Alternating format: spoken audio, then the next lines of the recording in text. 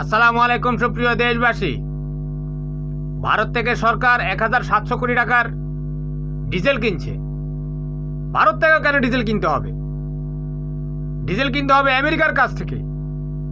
কারণ গত 15.5 বছর ভারত শেখ হাসিনাকে দিয়ে বাংলাদেশের মানুষকে গুম খুন করিয়েছে।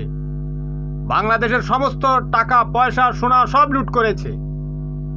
বাংলাদেশের মানুষকে গণতন্ত্রহীন করেছে। বাংলাদেশ থেকে টাকা নিয়ে তারা বাংলাদেশ ভারতের 4000 কিলোমিটারের ভিতরে তারা প্রায় 3000 কিলোমিটারের ভিতরে কাঁটাতারের বেড়া দিয়ে দিয়েছে।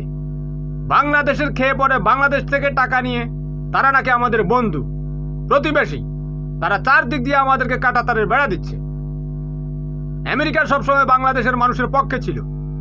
আমেরিকান কূপ থেকে ডিজেল